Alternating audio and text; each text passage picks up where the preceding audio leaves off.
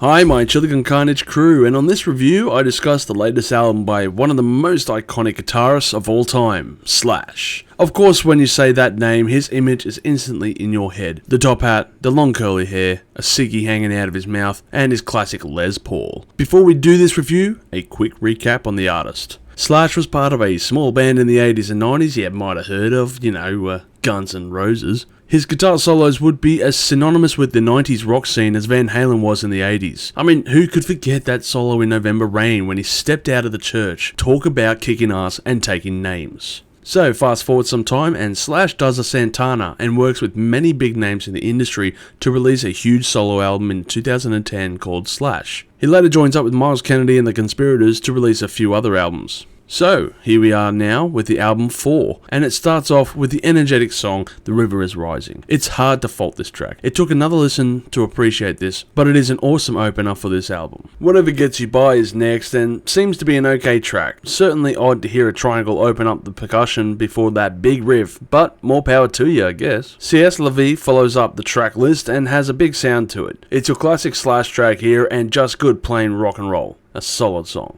The Path Less Followed is up next, and I don't know why, but this song just sounds somewhat flat. I'm not sure what it is.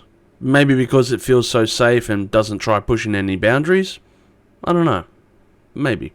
Actions Speak Louder Than Words is the next track, and it is a solid song with that classic sound to it. Slash's riffs work very well here with the bass line to give a solid rhythm throughout.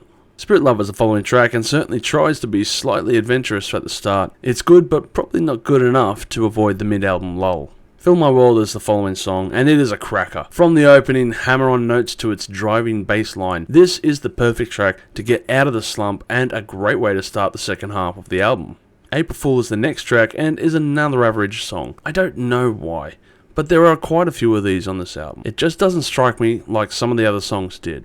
No fooling. Call Off the Dogs is next and is high energy straight off the bat.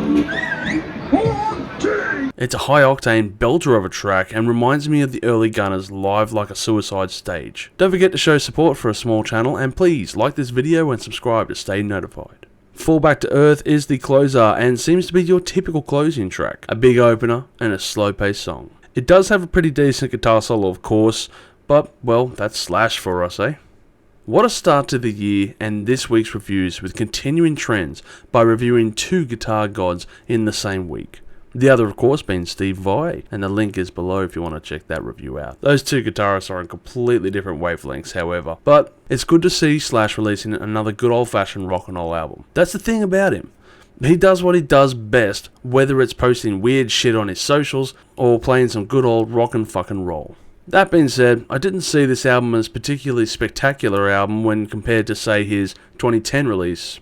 Oh, but Chilli, you can't compare the album Slash when it contains so many different artists to his work with the Conspirators. Why not?